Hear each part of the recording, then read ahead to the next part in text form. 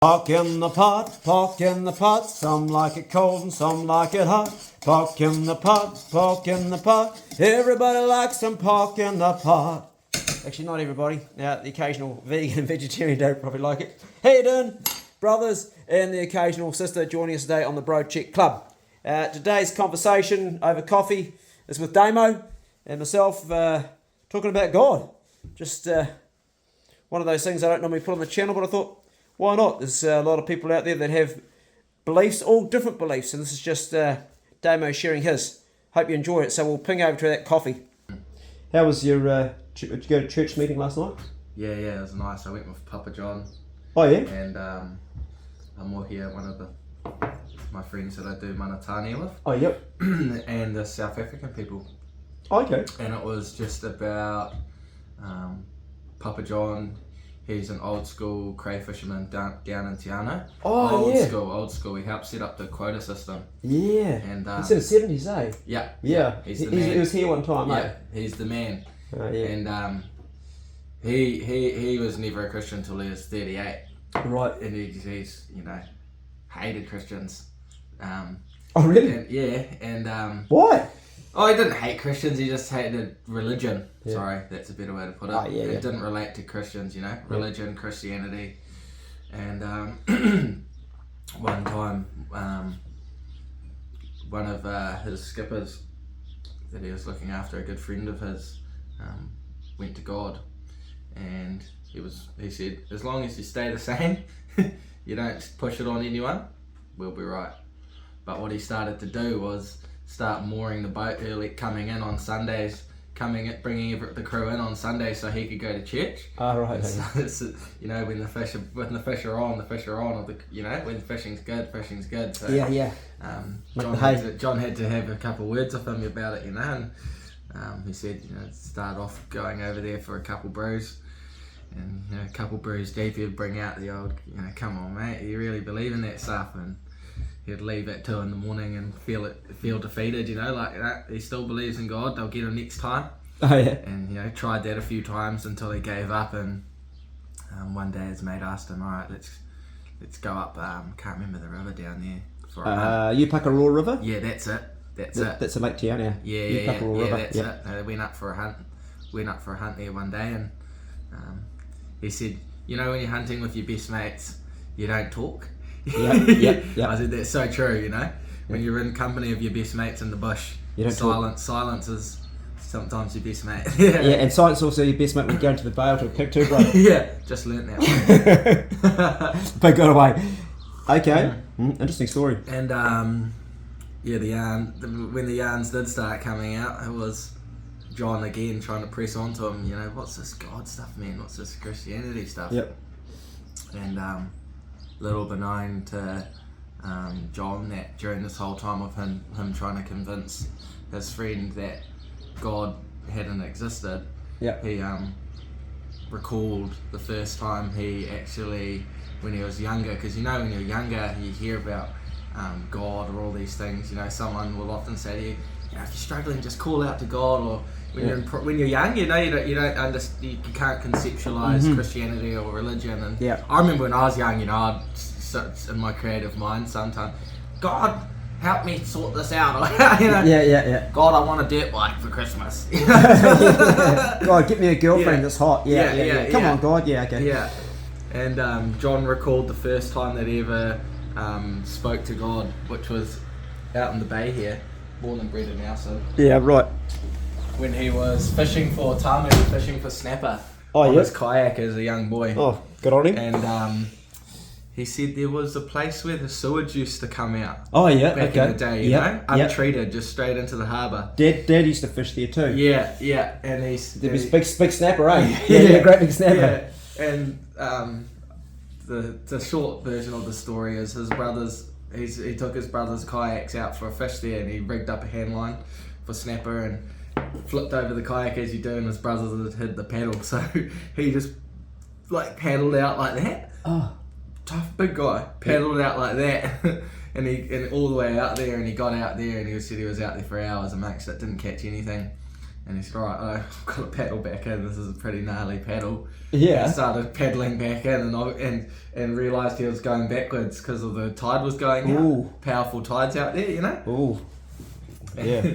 And he said the first time he reached out to God, he said, God help me. Like, he thought he was going to die. He thought, oh no, I'm getting dragged all the way out. Like, what do I do? Right. I'm like, I can't paddle my way out of this.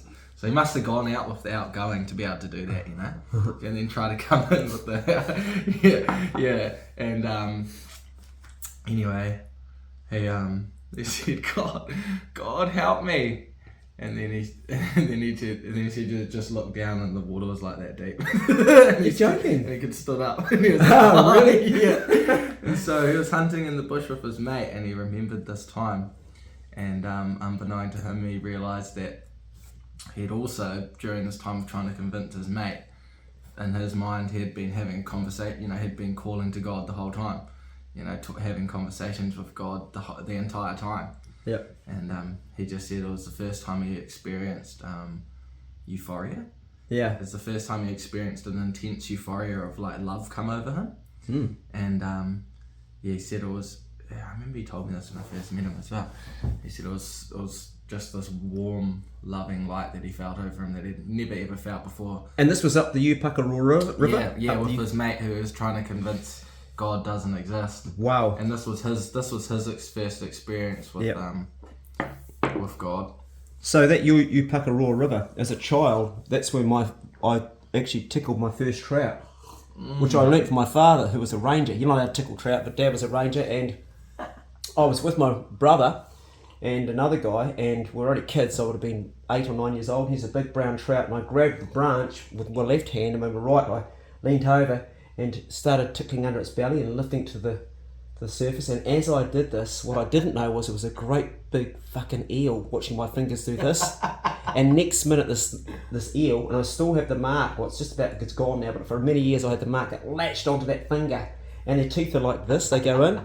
And I pulled this eel, and it was so big, and I remember with my finger, stuck to my finger, sticking its teeth, and I flicked it up towards my brother on the bank. It missed him, and the other guy literally wrapped around his head, this big eel, and my finger was shredded, and I had a scar for a long, long time. It was up the Upakarura River. And the other thing I did up there was, one time, we used to get tourists at the mouth of it catching like trout net. Yeah. I took a piece of that chain link that the dog kennel's made out of. Yeah. Like the size of that gate you had. Yeah. But it was about that size, but quite long, so it was quite thick. And I remember carrying it down with another mate, the two of us, me and my mate Andrew, and we waded right out deep out to the mouth, and we put it out there, and all the tourists would get their lures caught in it. And then we'd go at the end of the holidays and we'd get buckets of lures. Terrible thing to do, eh? Genius. The other thing we used to do was we used to get tubes from the service station, and we used to make them into rafts, and we'd go all around the mouth of the river. Such a great idea. Yeah. Hey, tell me about how Christianity, how it like you go to church and you go to these, but how does that go with your sitting with your own spiritual beliefs with Māori culture? Because you're very much into your whakapapa and your traditional Māori way of thinking. How does it? Is there a conflict with that? Like it's definitely something I have to. It's something that, so that's where I was going with this whole yarn. Was I'm not a believer. I'm not a follower of religion. Yeah. And I'm yet to call myself a Christian. Yeah. Yet to, because I'm actually still learning from an internal source what it means to be a Christian, what it means to be a follower of any God. Yeah. And to me, what I'm understanding that is to be Christian is to understand that you inherit the love, the wisdom, and the surrender of a higher power. Yep. It's completely separate to religion. Religion, to be religious is to have an external coat of your beliefs. To be holy, no matter what divine source you believe in, is to have an internal understanding, an internal source of that energy, you know what I mean? Mm-hmm. And so with that, you could compare it to a higher vibration of yourself. Exactly. Yeah, exactly. So yeah, it's really, really interesting. It is interesting. Well, I mean, there's a lot of religions and a lot of beliefs in that path to that way there. For my thinking, we have the answers all within, and it's our conscious mind. And I know when I'm doing something that is not, it's just for the betterment of myself and for my own gratification. And I'll share an interesting story. This is a bit of a funny video today because we don't normally talk spiritual things. But I was down at the duck pond while you were away on that Over the weekend. Yeah. Yeah. And a guy came up the driveway, and he was a holy man, and he knew me from the channel, and he came in to see me. I've never had a visit before from somebody, and I was doing the ducks, and he waved out, and he was really, really respectful, and I had just Bigsy with me, and I'd keep the other dogs, so I like taking one dog, and he waved out to me. He goes, "Clay," and I thought, "Oh fuck, another visitor," because I'd had a lot of people that day, and he came up and says, "Look, I tried to. I wrote you an email," which he did, and I get so many. Yeah. I didn't answer. He said, and I tried to get your number. I couldn't. I sorry to impose on you, but I just wanted to just come up and shake your hand and say g'day. And I said, "Well, g'day," and shook his hand. He says, "I'm Alan," and I said, "Yeah, I'm just doing the ducks, man. Come on home. We'll keep talking." I had things to do. It was bugging me, and he came. And as he got closer down by the duck pond, I almost said to him, "Hey, look, mate, you're really invading my space. I just want to have I've had a lot of people, but I thought, nah, be kind, be patient, and don't be an arsehole, Clay." Again, I'm being, thinking of myself. And so he was a guy that actually didn't talk much, and I found myself talking a lot. And he's one of those people that had that ability to bring stuff out of you.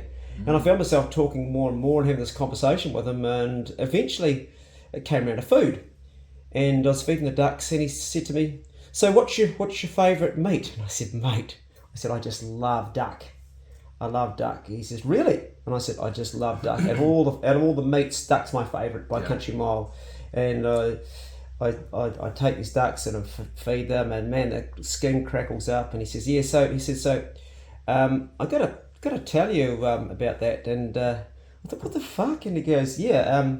You don't really love the duck though, do you?" And I said, "Oh, no, I do. I've got super duck at the house. I love super duck." And he says, "Yeah, but these ducks, it's not really love, is it?" I said, "Yeah, I love them." He says, "No." He said, "What you do is you take the duck, you wring its neck." I said, No, I chop its head off actually." And he said, "Okay, you chop its head off, you put it in scalding water, you pluck it, you gut it, you do all your preparation, you put it in the oven, you cook it up, and you save it, and then you cut and you eat those slices, and you get so much gratification from the taste in your mouth, and that's what you really love, isn't it?" I said, "Yeah." And he goes, "If a boy and a girl meet each other, and the boy loves the girl for the gratification that he can get, like that taste in his mouth and all that there, then he loves what he can get from her, but he doesn't love her. When you give to something with expecting nothing in return, just because you love it so much, but you don't want any gratification back, that is love, and that's a good relationship with somebody." Yeah. I thought, wow, that's heavy. But I thought about that, and I thought a lot of relationships we have with people, and it could be my relationship with you. Yeah. Which my relationship with you is one of giving. I'm giving you a place to live, and I don't put a lot of pressure on our agreement. I'll say something, but really I'm doing this to see you better yourself. Yeah. And that's love. Yeah. Love would not be if I had you here and I constantly was on you. "Hey man, can you do this, do that, do this?" It's also has to work on mutual respect, and that's like any relationship. And I thought about, I don't love ducks. I love eating ducks. I do love super duck though. I'm not killing you. So I shook his hand, and he said goodbye, and he said, "How do I join your Patreon?"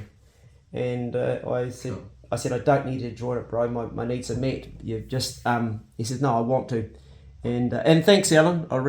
I took that conversation on, mate. It was interesting. And he was a holy man. Yeah. Yeah.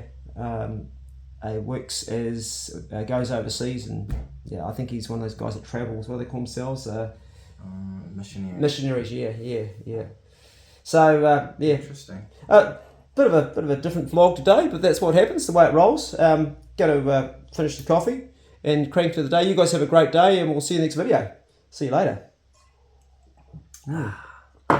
Pace is still down there, just chilling, enjoying being an inside dog, aren't you, mate? Look at him. Yeah, loving it. Loving it. Loving it. Stay in your box. Stay. Good boy. Stay. Good dog. Stay. Didn't mean get up for a pat. That's a good boy.